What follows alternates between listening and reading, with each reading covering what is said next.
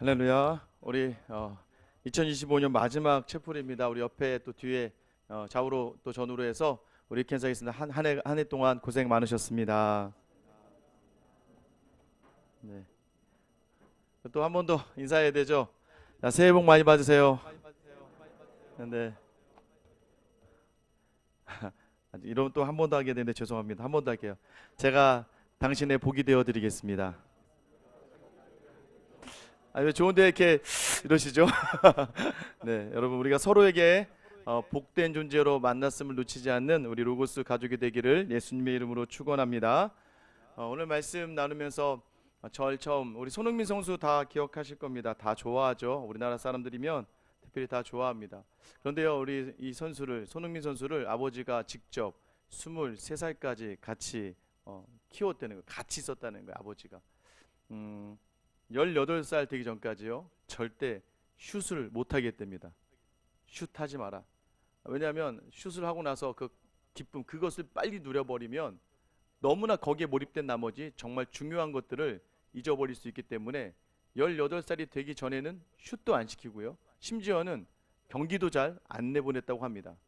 오직 볼 드리블하는 거하고 볼 터치하는 거 위주로만 계속 너무나도 많이 시켜서 하루에는요, 그러니까 직접 대회를 못 나가니까 그러니까 어떤 자세가 잡힐 때까지 막 1000개, 2000개 막 이렇게 시켰다는 거예요. 심지어는 아동학대로까지 신고를 받아서 아이를 너무 힘들게 하고 못 살게 한다. 근데 대신에 이 아버지가 훈련할 때는 너무나 정말 뭐 사자처럼 했지만 훈련이 끝나면 그 누구보다도 따뜻하게 이 아들을 품어줬다고 하더라고요. 하루에 수많은 시간을 이렇게 보내고 나서 보니까 나중에 보니까 아버지의 그 말씀이 옳았다는 거죠. 당장 다 자기 친구들은 막 경기에 나가서 막 다 제끼고 슛도 하고 골도 넣고 하면서 되게 막 유명한 친구들 되어 있었지만 그럴 때마다 더 자신의 기본기를 곱씹으면서 준비한 시간들. 그런데 그때도 즐거웠다는 거예요. 왜 그러냐? 아버지가 함께 했기 때문이에요. 손흥민이 하는 훈련을 아버지가 다 같이 했대요. 그러니 아버지께 왜 나만 이렇게 힘들게 일 시키냐고 힘들게 훈련시키냐고 말할 수가 없었던 거예요. 여러분 우리 믿음의 자리도 마찬가지입니다. 우리가 살다 보면은요, 나 혼자 모든 것을 감당해내서 되게 어렵고 힘들다고 느껴질 때가 참 많습니다. 언제까지 이것을 해야 되고 왜 홀로 이것을 감당해야 되고 하나님 저는 이 시간 이거 못 견디겠습니다라고 우리가 그렇게 하나님을 향해 외칠 수 있어요. 여러분 그 시간 오늘 베드로후서는요, 아시아에 있는 수많은 교회 성도들이 점점점 아니 예수님이 승천하시면서 내가 곧 오겠다고 했는데 대체 곧이 언제냐, 언제 오신다는 거냐, 그러다 보니까 이 재림에 대한 소망이 흔들리기 시작하면서 매일매일 하루는 로마와 또 유대인들의 압제와 박해 속에 있는데 그 믿음의 생활하기가 너무나 힘들어지는 거예요. 때로는 옆에 보니까 이제 자기는 기독교 안 하겠대, 예수 안 믿겠대, 다시 원래 상황으로 돌아가는 사람들이 있고, 어떤 이들은 맞고 또 끌려가고 또 많은 사람들에게 외면당하며 또한 상업적인 모든 자리에서 소외되며 너무나 힘들고 어려운 시간을 겪어나가는 수많은 성도에게 오늘 베드로는요, 베드로후서를 통해서 오늘 이 본문의 말씀을 전해 주십니다. 주님의 오심이 더디어질 때, 믿음의 자리가 흔들릴 때 주시는 말씀, 어쩌면 오늘 우리에게 주시는 말씀, 한 해가 다 가고 이제 며칠 안 남았는데 여전히 내게 주셨던 소망과 꿈은 이루어지지 않고 오히려 더 상황이 악화되고 있는 것 같고 내 손에 잡혀지는 것은 아무것도 없는 우리에게 오늘 주시는 말씀, 여러분 아무런 변화가 느껴지지 않고 아무것도 나아지지 않는 이 삶의 자리에서 그렇게 아무 일 없이 느껴지는 시간들을 베드로는 어떻게 우리에게 권면하는가?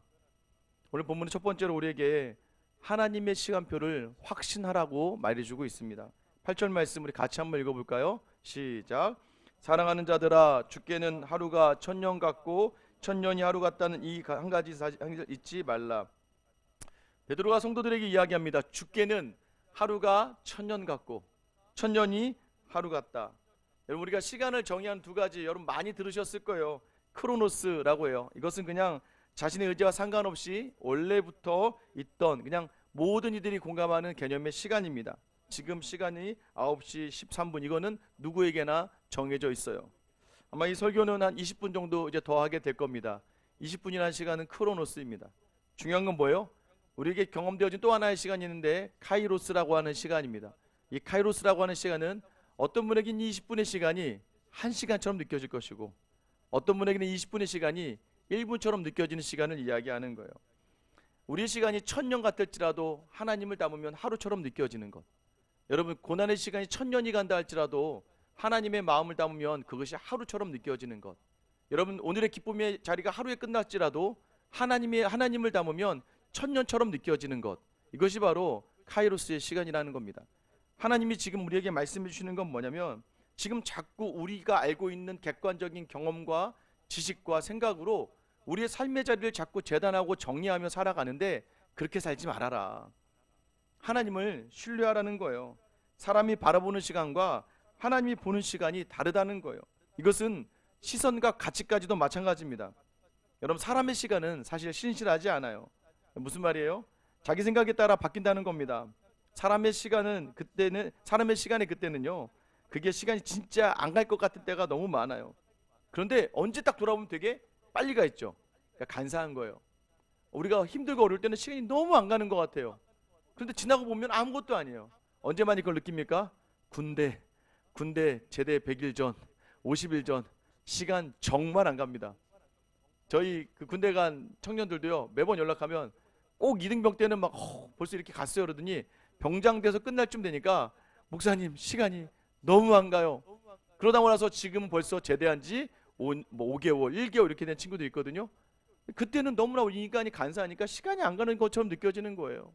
근데 지금 지나고 나면 훌쩍 지나갔죠.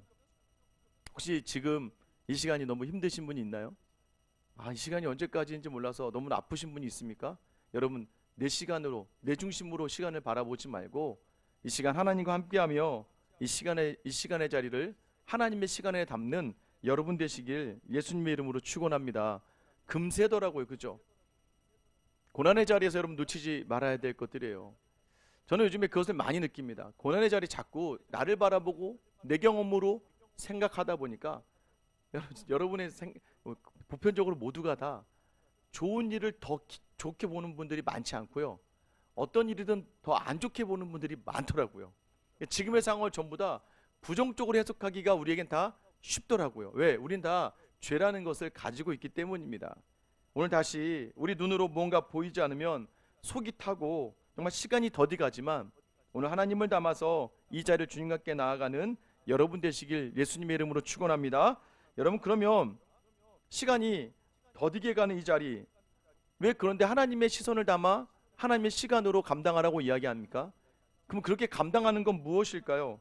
오늘 9절 말씀 보면 주의 약속은 어떤 이들이 더디다고 생각하는 것 같이 더딘 것이 아니라 오직 주께서는 너희를 대하여 오래 참으사 아무도 멸망하지 아니하고 다 회개하기에 이르기를 원하시느니라.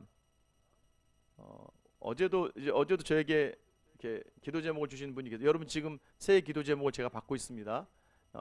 저희 교회와 더불어서 이제 송구영신 예배와 새해 신년 예배까지 새해 기도 제목을 받으면 그 주에 제가 바로 기도원에 가서 이틀 동안 이제 여러분의 기도 제목을 하루에 최소 한 번 이상을 계속 주신 것들 돌아보면서 기도를 합니다. 그러니까 빨리 주셔야 돼요. 1월 5일 전에 주셔야지 넘어가면 한 달에 한 번씩 기도하게 됩니다.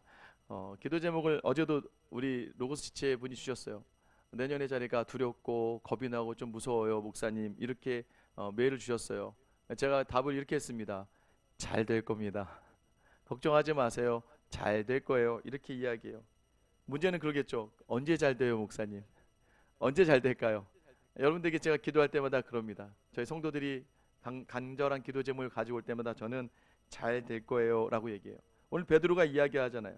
더디 간다고 생각하면 더딘 것이 아니라 주께서 오래 참으시고 회개하기를 기다리신다. 여러분, 더디다라고 하는 거, 이 자리가 오래 참으신다. 여러분, 오래 참다라는 의미가요, 긴 분노를 이야기합니다. 긴 분노. 이게 뭐예요? 분노를 지금 내리지 않고 길게 끌고 가신다는 걸 이야기하는 거예요. 하나님이 지금 심판을 하시려는 자리, 그러니까 하나님을 확신하는 사람은요, 여러분, 그 하나님의 마음을 담습니다. 하나님 오래 참으시는 것처럼 분노하지 않아요. 이 약속에 확신을 가지 않는 사람의 특징이 뭐예요? 화를 잘 내요. 그리고 자기 불평과 원망을 입으로 잘 쏟아냅니다. 하나님이 나를 참아주시는 시간이라고 여겨라. 그리고 다시 너의 삶의 자리를 돌아봐라. 그러다 보면 우리가 놓치고 있던 믿음의 영역들이 참 많다는 것을 알게 될 때가 많다는 거예요. 여러분 1년 동안 하나님의 약속이 더디어져 가는 이 시간 속에서요. 이런 가장 큰 유익은 뭔지 아세요? 여기 이 말씀인 것 같아요. 하나님은 너희에 대하여 오래 참으사. 여러분 더디어져 간다. 이 시간을 여러분 놓치지 마셔야 돼요. 우리를 위해 오래 참으시는 시간이라는 거. 이 말은요. 거리를 멀리 두고 계시다는 거예요. 심판을 뒤로 멀리 미루시고 하나님께서 고통스러운 인내의 자리를 감당하고 있다는 겁니다. 하나님 이 시간을 통해서 여러분 안에 있는 불순물을 제거하기를 원하시는 것 같아요. 여러분 욥이 고백하지 않습니까? 내가 단련한 후에 정금같이 되어 그 앞에 나아오리라. 여러분 고통의 자리를 여러분 그저 무너지는 자리로 여기지 마시고 하나님을 통하여 우리가 단련되고 또 재련되는 시간으로 여기는 여러분 되시길 예수님의 이름으로 축원합니다. 하나님이 오래 참으신다는 거예요. 그래서 여러분 쉽게 너무 불평하지 말라는 거예요. 저 사람의 성장의 척도를 어떻게 알 수 있습니까? 어렸을 때는 배고프면 배고프다고. 요즘 우리 초등학교 선생님인 성도님이 계시는데 그러더라고요. 요즘 초등학교 1학년의 애들이 오잖아요. 여러분 혹시 학교 다닐 때 여기 계신 분들 국민학교 다니셨던 분들 학교 1학년 때 학교 가서 선생님한테 선생님 배고파요 이렇게 얘기할 수 있을까요? 요즘 애들 한다는 거예요. 요즘 애들은 와서 초등학교 1학년 애들은 아직 어린이집과 유치원에 그 흔적이 남아서 배고프면 갑자기 손 들고 선생님 배고파요 막 그런대요. 또 어떤 친구는 선생님 졸려요 누워서 잘 거예요 막 그런다는 거예요. 힘들고 어려우면 불평하고 원망합니다. 그리고 짜증도 내요. 여러분은 여기서 그러지 않으시잖아요. 저 사람이 성장했다는 것은 어떻게 확인할 수 있어요? 그 사람의 입에서 불평과 원망과 시기와 질투의 자리들이 얼마만큼 사라졌냐는 거예요. 여러분 우리가 어려움이 있다 보면 우리도 모르게 비교하면서 자꾸 무너집니다. 비교하면서 자꾸 불평하게 돼요. 비교하면서 자꾸 넘어지게 됩니다. 오늘 이 시간을 여러분이 더욱더 단련되어져 가고 하나님의 사람으로 변화되는 시간으로 받는 왜요? 하나님이 지금 참고 계시다는 거예요. 하나님의 참으심에 동참하며 여러분의 자리를 성장으로 이끌어가는 귀한 예배의 자리가 되기를 예수님의 이름으로 축원합니다. 여러분 결국 우리가 해야 될 건 무엇일까요? 참아내고 견디기 위해서 우리 10절 말씀 그러나 주의 날이 도둑같이 오리니 그날에는 하늘이 큰 소리로 떠나가고 물질이 뜨거운 불에 풀어지고 땅과 그 중에 있는 모든 일이 드러나리로다. 그날이 이제 반드시 온다는 겁니다. 신앙생활 하다 보면요 안 될 것 같은 일이 너무 많죠. 그리고 더디어질 일이 너무 많죠. 그러나 그날이 반드시 온다는 거예요. 오늘 보면 어떤 이야기가 나면 주의 날은 도둑같이 온다. 갑작스럽게 온다는 거예요. 하늘이 큰 소리로 떠나가고 물질이 뜨거운 불에 풀어진다. 이 물질이 뜨거운 불에 풀어진다는 표현을 잘 기억하셔야 됩니다. 그리고 그날은 반드시 있게 된다. 제가 지난번에 한번 책 볼 때 말씀드리지 않았습니까? 저희가 4년 전에 갑자기 4층에 저희가 5층을 쓰고 있는데 4층에 이 국어학원이 들어오면서 영어 수학학원은 이제 강의하면서 이렇게 막 이렇게 소리를 내서 그런지 몰라도 한 번도 그런 적이 없는데 아니 예배만 드렸다 하면 이 학원에서 올라와서 막 밖에서 막 뭐라 하는 거예요. 예배 때문에 예배 소리 때문에 수업을 못 하겠다고. 근데 그것도 한두 번도 아니고 계속 와서 예배하는 족족이 올라와서 막 자꾸 항의를 하니까 사실은 굉장히 좀 화가 많이 났습니다.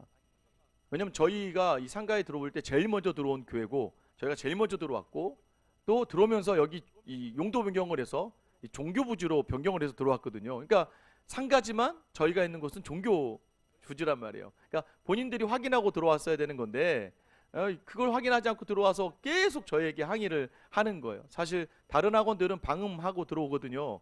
별 문제가 되진 않는데 너무 화가 나서 너무 불편하게 해서 저희 성도 중에 몇 분은 막 따지러 가자고 막 가만두지 않겠다고 막 이런 분들도 굉장히 많았습니다.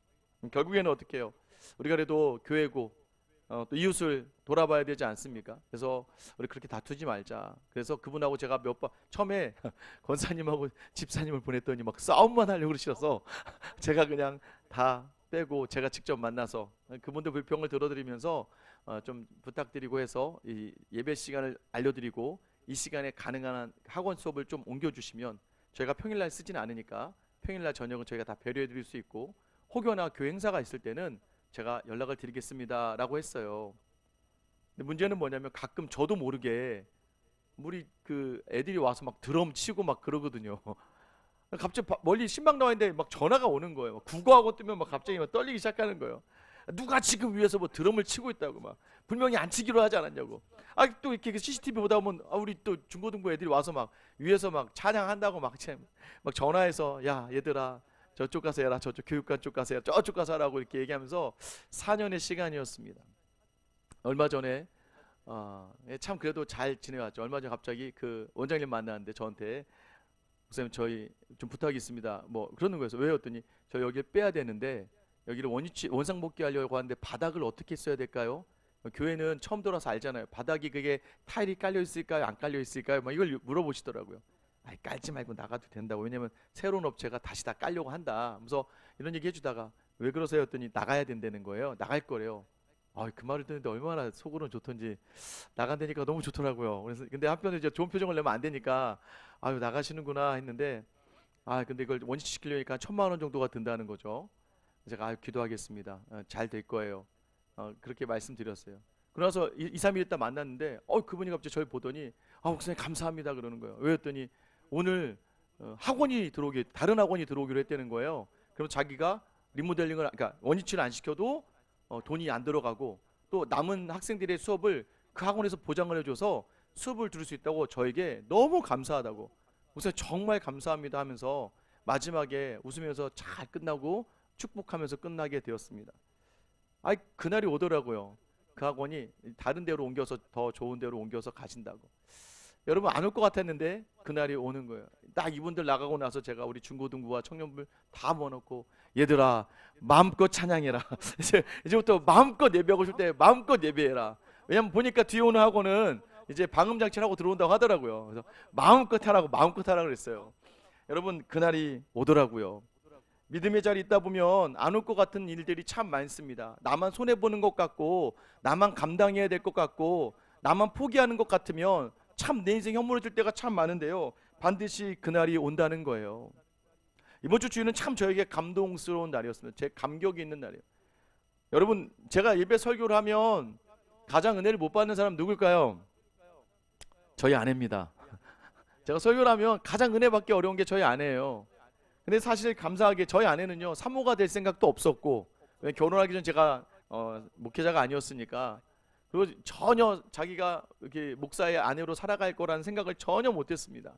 그러다 저에게 주신 소명 때문에 제가 직장을 그만두고 제가 목회자를 한 이후에 아내 보기엔 너무 힘들었던 시간이었을 것 같고 또 하나 제가 보기에도 조금은 왜 사모로서 역할을 할 수 있을 그런 많은 경험들이 없었기 때문에 좀 힘들었고 그러다가 결국에는 개척교회까지 오게 돼서 이 목사의 사모로 섬긴다는 게 참 쉽지 않은데 근데 제가 어제는 왜 감격이 넘쳤냐면 어제 예배하는 내내 찬양하는 내내부터 말씀 듣는 내내 저희 아내가 앞에서 계속 울고 있는 거예요.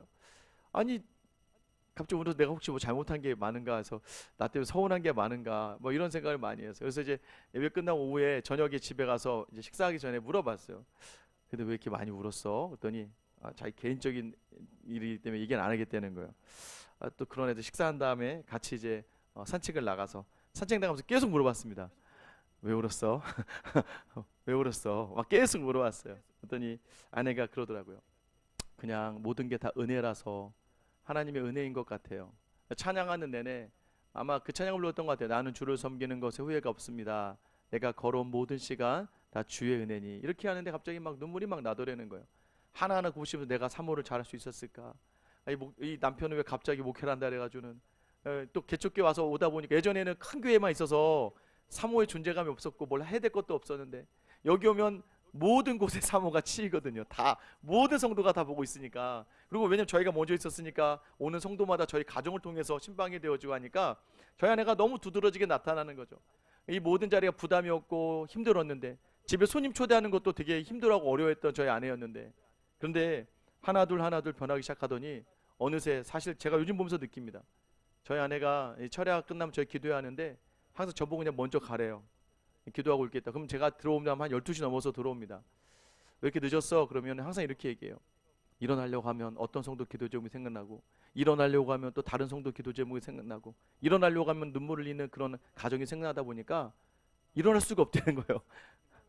목사님 나는 들어와서 잠을 자고 있는데 저 다음날 또 설교 또 준비해야 돼서 일찍 나오거든요. 그러면서 제가 어제 하나님이 전혀 안 바뀔 것 같은 저희 아내도 그렇게 바꿔 가시더라고요. 제가 뭐 강요하거나 제가 뭐 요청한 게 없었어요. 어느 날 목사보다도 더 성도를 사랑하는 사모로 서 있고, 또 목사보다도 성도의 가정을 위하는, 또 모든 자리 먼저 예배에 감격을 남편이 설교를 하는데 여러분 은혜 받기가 쉽지 않아요. 그럼에도 불구하고 하나님의 마음을 담아서 말씀으로 듣고 예배하는 삶으로 세워주시더라고요. 여러분 삶의 자리가 언제까지 여러분을 속이는 것처럼 느껴질지라도 그럼 반드시 믿음의 자리는 하나님의 약속대로 이루어짐을 놓치지 않는 여러분 되시길 예수님의 이름으로 축원합니다. 우리 13절 말씀 한번 같이 한번 읽어보겠습니다. 시작. 우리는 그의 약속대로 의가 있는 곳인 새하늘과 새 땅을 바라보도다. 여러분 여기 의가 있는 곳, 단순히 기다린다는 게 아니에요. 의가 있는 곳, 그곳을 바라본다는 겁니다. 아까 전에 여러분 제가 말씀드렸죠. 물질들은 다 풀어진다. 사실 10절에도 있지만 계속해서 12절에도 반복됩니다. 물질들은 풀어질 것이다. 얘기는 뭐냐면 소멸된다는 거예요. 우리가 가지고 있는 세상적인 것들은 다 없어질 것들이라는 거예요. 여러분 세상은 불타 없어질 것들인데, 그러나 성도는 영원히 남아 함께하게 된다. 여러분 어차피 사라질 것들에 일일비하지 않게 되기를 축원합니다. 내 손에 잡고 있어도 끝까지 잡을 수 없는 것들보다는 영원히 붙들고 있는 것들 있잖아요. 오늘 아침에도 오기 전에 경건해야 하잖아요. 우리 두 분의 장로님과 목사님이 이 삶의 마지막 길에서, 목사님 저는 욕심도 없습니다. 저는요 이제 주님 올 그날 준비하면서 하루하루 살아요. 여러분 영원한 것을 놓치지 않게 되기를 간절히 소망합니다. 그것이 뭐 약속이에요. 약속. 사람 보다 보면 무너져요. 여러분 사람을 신뢰하면 넘어집니다. 그게 물질이기 때문이에요. 소유욕이 있다 보면 다 무너집니다. 그건 없어질 것들이에요. 여러분 베드로서의 핵심 난제는 왜 예수님은 오신다더니 안 오시냐, 왜 예수님은 이루어 주신다더니 왜 안 이루어 주시느냐, 왜 목사님은 날 보면 잘 된다고 하시더니 왜 내 인생은 잘 되는 것 같지 않느냐 라고 여러분이 질문하는 그 질문에 오늘 하나님이 기다리신다. 너의 회개를 기다리시며 더디게 많은 자리를 준비하고 계신다. 그러나 반드시 그날은 온다. 그러기에 우리가 필요한 게 뭐예요? 여기 12절에 보면 거룩한 행실과 또 거룩한 행실과 경건함이라고 이야기합니다. 거룩한 행실, 너의 가치관을 하나님께 돌려라. 경건함이란 유세비아라는 단어는요, 잘이라고 하는 유와 세비야, 섬겨라. 너 잘 섬겨라. 그러니까 매일매일, 아까 우리 손흥민 선수 얘기했잖아요. 매일매일 이루어지지 않는 것 같은데 내가 좋은 선수가 되기 위하여 해야 될 것들을 매일매일 힘들지만 기쁨으로 감당하는 자리, 주님 만날 그날을 기대하며 오늘을 계속해서 내 거룩함, 내 여러분 신앙의 근육을 키워가는 자리들을 놓치지 말라고 이야기하는 거예요. 지난주에 요한계시록을 마무리 지었습니다. 요한계시록의 마지막에 보면 마라나타, 아멘 주 예수여 어서 오시옵소서라는 고백이 이어집니다. 그 당시에 로마의 핍박 속에 죽어가던 많은 성도들이요 그걸 외쳤다는 거예요. 마라나타, 마라나타, 아멘 주 예수여 어서 오시옵소서. 여러분 이 얘기는요, 나 지금 나 진짜 너무 고통스러우니까 그냥 하나님 와서 빨리 이 세상 끝내세요. 하나님 그냥 빨리 오세요. 그냥 그냥 나를 데려가세요. 이런 고백이 아니에요. 여러분 마라나타, 아멘 주 예수여 어서 오시옵소서, 이 고백은요 요한계시록을 통해서 얘들아 고난이 있고 어렵지만 반드시 예수님은 오신다. 그리고 반드시 악의 모든 자리를 다 멸하실 것이다. 그리고 영원한 하나님의 나라가 이루어진다. 이 약속의 말씀을 신뢰하는, 그래서 아멘 주 예수여 어서 오시옵소서, 이 얘기는 오늘 주님이 오시더라도 나는 주님 보시기에 부끄럽지 않는 삶을 사는 믿음의 성도로 살겠습니다라는 믿음의 고백이에요. 그냥 와주세요. 날 좀 데려가세요. 여러분 이것은 하나님 앞에 합당한 고백이 아니죠. 오늘 주님 아무리 힘들고 어려워도 저는 마라나타, 주님 오시옵소서, 내가 오늘 주님의 사람인 것처럼 살아내겠습니다. 그게 거룩한 행실과 경건함의 모습입니다. 오늘 여러분 이것도 저는 주님께서 우리에게 불러주신 하나님의 나라임을 확신합니다. 여러분 여기서 무너지지 마시고 올 한 해 아직 내 뜻대로 되지 않아도 반드시 주님은 여러분의 삶에 일하여 주실 것을 믿고 믿음으로 담대히 나아가는, 다시 한번 은혜를 바라보고 은혜로 나아가는 여러분 되시길 예수님의 이름으로 축원합니다. 우리 찬양할게요.